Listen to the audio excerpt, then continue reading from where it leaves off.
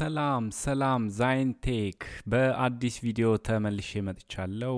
እንዴት ቆያችሁ? ሳምንታችሁ እንዴት አለፈ? እኔ ጋር በጣም ቆንጆ ነበር፣ እግዚአብሔር ይመስገን። ባለፈው ሳምንት እንደተለመደው አዳዲስ ጉዳዮችን አንስተን ስናወራ ነበር። በተለይ ከወደ ዩኬ ምን አዲስ ነገር አለ በሚለው ርዕስ በተለይ ከሶስት አፍሪካ ሀገራት ጋር እንደተስማሙና የተስማሙትንም ጉዳይ አንስተን አውርተን ነበር። እንዲሁም ደግሞ ከወደ ሮማኒያ በጃንዋሪ ወር 2026 ላይ ብቻ ከ11,000 በላይ ወርክ ፐርሚቶች ኢሹ እንደተደረጉ አንስተን አውርተን ነበር። ዛሬም በአዲስ መረጃ ተመልሼ መጥቻለሁ። አዳዲስ ጉዳዮችን አሁንም ከኢሮፕ እንዲሁም ደግሞ ከወደ አሜሪካ ያለውን ጉዳይ አንስተን እናያለን ማለት ነው። ሼር፣ ላይክ፣ ሰብስክራይብ ማድረግ እንዳትረሱ።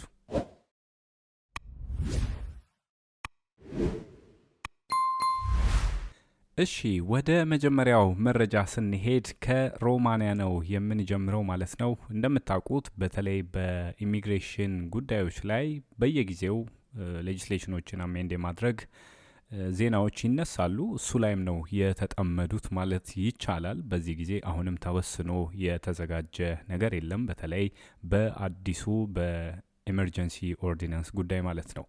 አዲስ ጉዳይ በዚህ ዙሪያ ምን አለ ብላችሁ ስትጠይቁኝ ነበር። እስካሁን ድረስ አልተወሰነም። እውነት ለመናገር ኦፊሻሊ የወጣ ውሳኔ የለም። አንድ ነገር ግን የውሳኔውን ወይንም መቼ እንደሚተገበር የሚያመላክቱ ፍንጮች ስለወጡ እነሱን ሜንሽን ለማድረግ ፈልጌ ነው ዛሬ ይህንን መረጃ ወደ እናንተ ይዤ የመጣሁት ማለት ነው። እውነት ለመናገር በዚህ ሰሞን አፕሊኬሽን በሚደረግበት ሰዓት እስከ ጁላይ ድረስ ኦልሞስት እስከ ኦገስት ድረስ ያለው ፉሊ ቡክድ እያለ በሁሉም ካውንቲዎች ወይንም ጁዴት በሚባሉ እንደተያዘ ነው የሚያሳየው። ያ ማለት አፕሊኬሽን ለማድረግ አንድ ሰው በሚገባበት ሰዓት ወይንም ፖርታል ክሬት በሚያደርግበት ሰዓት እንደዛ አይነት ኢንፎርሜሽን እያሳየን ያለው። ያ ማለት አፕሊኬሽን በዚህ ሰዓት የምትጀምሩ ልጆች ቀጠሮ አፖይንትመንት የምታገኙበት ኦልሞስት ከነ ኦገስት በኋላ ባለ ጊዜ ነው ማለት ነው። ከነሐሴ በነጮቹ 2026 ማለት ነው። ከዛ ያለው ጊዜ ላይ ሙሉ ፉሊ ቡክድ እንደሆነ ነው ፖርታሉ የሚያሳየው። ይሄ ነገር ለምን ተፈጠረ? እንዴት ተፈጠረ? ምንድነውስ እየታሰበ ያለውስ ምንድነው የሚል ጥያቄ ነበር እየተጠየቀ የነበረውና በጣም በተደጋጋሚ ብዙ ሪክሩት የሚያደርጉ ኤጀንሲዎችም ይሄንን ነገር የኢሚግሬሽን ኦፊስን መልስ እንዲሰጣቸው ሲጠይቁ ነበር። ምክንያቱም በጣም ብዙ ሪኩዌስቶች ይመጣሉ፣ አፕሊኬሽኖች ይደረጋሉ፣ ግን ስቲል ፖርታሉ ሪስፖንድ እያደረገ አይደለም።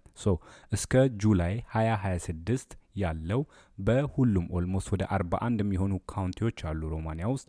እነሱ ሁሉም ጋር የኢሚግሬሽን ኦፊስ ያለበት ላይ ማለት ነው፣ የኢሚግሬሽን ብራንች ኦፊሶች ያሉበት ጋር ፉሊ ቡክድ እንደሆነ ነው ፖርታሉ የሚያሳየው ማለት ነው።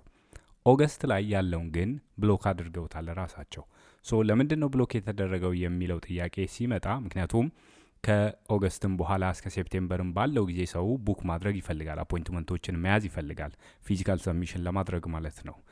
ያን ጊዜ እነሱ ራሳቸውን እንዳይሰራ አድርገው ሲስተሙ ላይ እንዳስቀመጡ ነው ያለው መረጃ ማለት ነው። ምናልባት ይሄኛውን አዲሱን ኤመርጀንሲ ኦርዲናንስ በዛ ጊዜ ለመክተት እንዳሰቡ የሚል ሌላ ፍንጭ ወጥቷል ማለት ነው። እስከዛ ባለው ጊዜ ድረስ ኦልሬዲ ቡክድ ስለተደረጉ አሁን ባለው አይነት አሰራር እየተሰራ ሊኬድ ይችላል።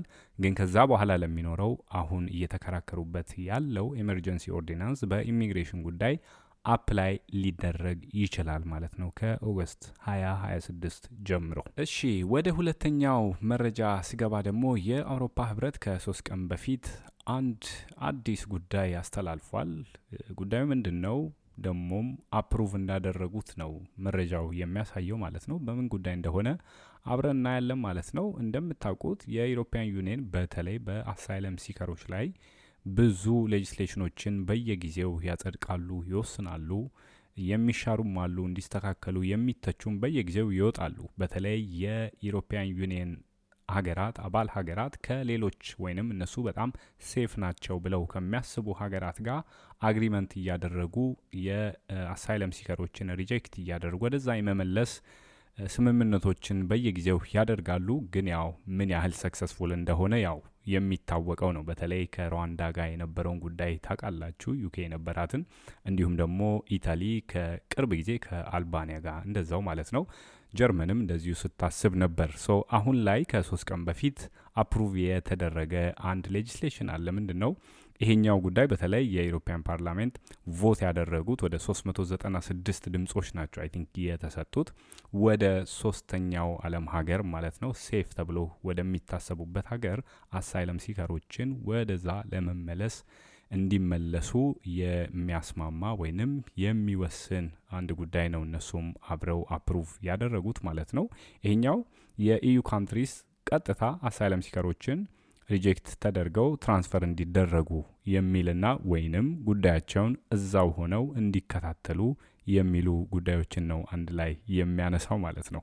ሶ ምንድነው የታሰበው እና በምን እንዴት አድርገው ነው ይሄንን ጉዳይ ያሰቡት? ለምሳሌ የዚህኛው ትራንስፈር በሚደረግበት ሰዓት ምንም አይነት ያ ሰው ያ ኢንዲቪጁዋል ማለት ነው ወይንም ያ አሳይለም ሲክ እያደረገ ያለ ሰው ምንም አይነት የፋሚሊ ወይንም ይሄ ናሽናሊቲ ወይንም ከዚህ በፊት የኖረበት ቦታ ምንም አይነት ይሄ ፐርሰናል የሆነ ኮኔክሽን የሌለበት ሀገር ላይ ሰውን ለመመለስ ነው ያሰቡት ማለት ነው። ሪጀክት የተደረጉትን የአሳይለም ሲከሮች ወይንም ሄደው ቀጥታ ጉዳያቸውን እዛው ሆነው እንዲከታተሉ የሚልም ሀሳብ አለ ከዚህ ጋር የተገናኘ ማለት ነው።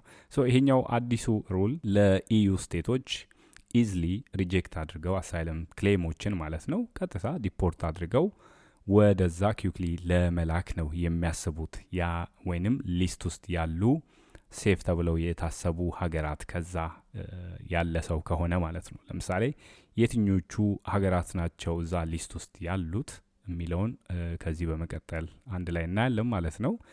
ይሄኛው ጉዳይ እውነት ለመናገር በጣም ብዙ ሰፖርት የሚያደርጉም አሉ። ኦፍኮርስ ይህንን ጉዳይ ደግሞ ሌሎች ሰዎች ደግሞ ሌላኛው ሳይድ ወይንም ፖለቲካ ውስጥ ያሉ የሚተቹበት መንገድ አለ። ምክንያቱም ኤኒ አሳይለም ሲከርስ መጥቶ ችግር ገጥሞት ኦር በሌሎች ሪዝኖች ከሀገሩ ወጥቶ ሴፍ ነው ብሎ ያሰበበት ቦታ ላይ አሳይለም ሲክ እያደረገ ባለበት ሰዓት ወደ ሌላ ሀገር እነሱ ሴፍ ነው ብለው ወዳመኑበት ሀገር መመለስ ምናልባት ወደ ሌላ ችግር እንዲገባ ሊያደርገው ይችላልና በደንብ መታሰብ አለበት የሚል ሀሳብ ነው ያነሱት። ምን አይነት ወይንም የትኞቹ ሀገራት ናቸው ሴፍ ተብለው የታሰቡት እነሱም አሳይለም ሲከሮችን ለመመለስ ያሰቡበት ማለት ነው? የመጀመሪያው እንደሚታወቀው ቱርክ ነች። ቱርክ እንዲሁም ደግሞ ከአፍሪካ ሞሮኮና ቱኒዚያ አሉ። እነ አልባኒያ፣ ሴርቢያና ደግሞ ቦስኒያ ሄርዞጎቪና እንዲሁም ደግሞ ጆርጂያ፣ ሞሮፍ ጀርመንም ቅርብ ጊዜ ከነዚህ ከዌስት ባልካንስ ከሚባሉ ሀገራት ላይ እንደዚህ አይነት ስምምነት ለማድረግ እንቅስቃሴ የሚያደርጉበት ጊዜ ነበር። ምን ላይ እንደተደረሰ ስቲል ሰክሰስፉሊ የጨረሱት ጉዳይ መኖር አለመኖሩ አልታወቀም በደንብ ግን እነዚህን ሀገራት ሴፍ ብለው ያስቀመጧቸው ናቸው።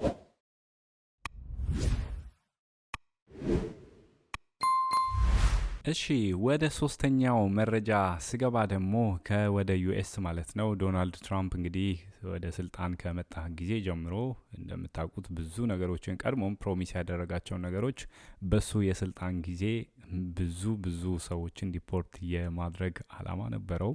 ያንን ቁጥር ለማሳካትም ተግቶ እየሰራ እንደሆነ ነው የሚታየው። እውነት ለመናገር ከቅርብ ጊዜ ጀምሮ የሚወጡ መረጃዎች እጅግ በጣም በርካታ የዜና ሳይቶች ላይ ይታያሉ። በተለይ ሰዎችን ወይንም ኢሚግራንት ብሎ የሚጠራቸውን ዲፖርት ለማስደረግ ምን ያህል ገንዘብ እየወጣ እንዳለና ደግሞ ወዴት ሰዎችን እየላከ እንዳለ ነው። ይሄ በጣም የሚያወዛግብ ዜናም ነው እውነት ለመናገር። ምክንያቱም አንድን ሰው ከሆነ ሀገር የመጣን ሰው ወደ ሌላ ወደማይሆን ሀገር ወይንም ወደማያውቅበት ሀገር የሚላክበት አይነት ሁኔታ ነው የተጀመረው። የኢሮፒያን ዩኒየን ቅድም በሌላኛው መረጃ ላይ እንዳነሳሁት ማለት ነው ሴፍ ብለው ወደሚያስቡት ሀገራት ምንም አይነት ፐርሰናል ኮኔክሽን ወይንም ይሄ ፋሚሊ ታይስ ወደ ሌለበት ሀገር አንድን ሰው ለመላክ እነሱም እያሰቡ እንዳለና ከነዛ ሀገራት ጋር ሴፍ ብለው ካሰቧቸው ሀገራት ጋር አግሪመንት ከፈጸሙ በኋላ ነው ይሄንን የኢዩ የኢሚግሬሽን ወይንም የትራንስፈሪንግ ፕሮሲጀሮችን የሚጀምሩት ማለት ነው። ተመሳሳይ ጉዳይ ነው ዩኤስ ላይም የሚነሳው ማለት ነው። የሚገርማችሁ ትራምፕ በእነዚህ ወቅቶች ብቻ ማለት ነው 300 ሰዎችን ዲፖርት ለማድረግ ያ ማለት ወደ ማያቁበት ከዩኤስ እንዲወጡ ብቻ አውጥቷቸው ደግሞ ወደ ሌሎች ሀገራት እሱ የተስማማቸው ሀገራት ማለት ነው። ያ ማለት ሰዎቹን ለመቀበል የተስማሙ ሀገራት አሉ።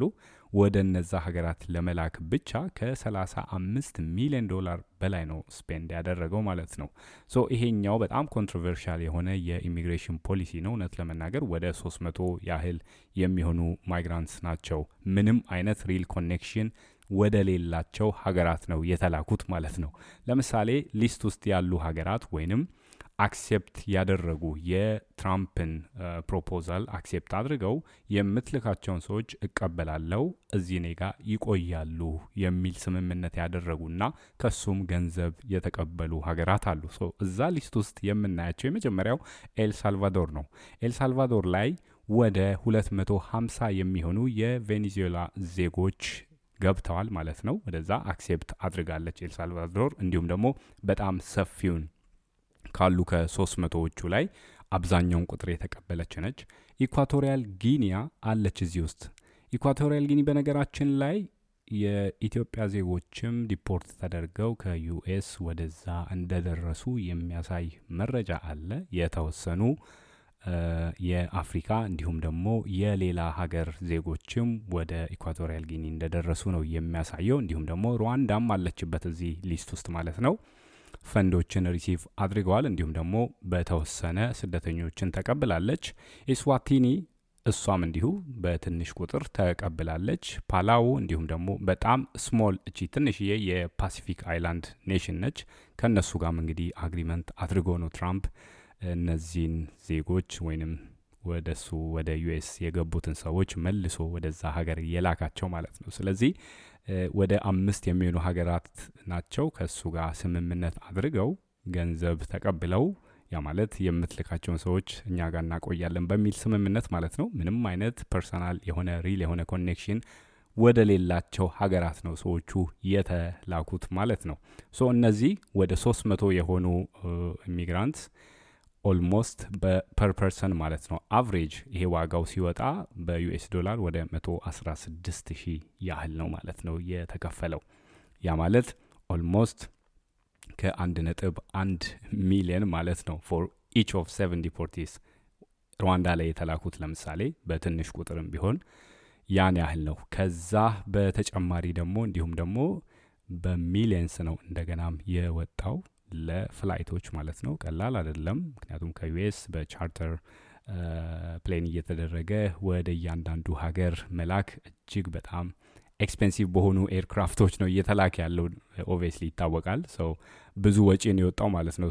እነዚህ ኮስቶች በደንብ ብዙ ይሄ ክሪቲሲዝም እየተነሳም ነው። በጣም ደግሞ አወዛጋቢ የሚሆኑ ጉዳዮች ናቸው። ለምን ይህን ያህል ገንዘብ ይህን ያህል በጀት ይያዝበታል ሰውን ለማውጣት ከሀገር የሚሉ ጉዳዮች በየጊዜው ይነሳሉ። ግን ያው ትራምፕ እንግዲህ አላማውን ለማሳካት ወደ ኋላ አይልም። ያው የያዘውን ጉዳይ እስከ ጥግ ለማድረስ እየተጋና እየሰራ ነው ያለው ማለት ነው። ለመናገር በዚህ ሰለባ ሆነው የኛው የኢትዮጵያና እንዲሁም ደግሞ የኤሪትሪያ ዜጎች ወደ ሌሎች ሀገራት የትራንስፈር የተደረጉትን እንዲሁም ሌሎች ዜጎችም ሌሎች ሀገራት ከሌላ ሀገርም የመጡ ሰዎች ባሉበት ቦታ ላይ ሴፍሊ እንዲቆዩ ነው የምንመኘው ማለት ነው። ይሄን ይመስላል ከወደ ዩኤስ ያለው መረጃ ማለት ነው። እንዲሁም ደግሞ ቅድምም ካነሳሁት መረጃ ጋር ዩሮፒያን ዩኒየን ላይ አፕሩቭ ካደረጉት ጋር የተወሰነ የሚመሳሰል ጉዳይ ስላለውም ነው ዛሬ እነዚህ ሁለቱ ርዕሶችን መርጬ በተለይ ሞር እነሱ ላይ ዲቴይል ማውራትም የፈለኩት ማለት ነው። ይህን ይመስላል የዛሬው መረጃ። በነገራችን ላይ የተለመደው የአርብ ላይቭ ፕሮግራማችን እንደቀጠለ ነው። በዛው በፕሮግራሙ ላይ ብዙ ጥያቄዎችን እያነሳን እየተመላለሰን እንቆያለን ማለት ነው። ዛይንቴክ ሼር፣ ላይክ፣ ሰብስክራይብ ማድረግ እንዳትረሱ። መልካም ሳምንት።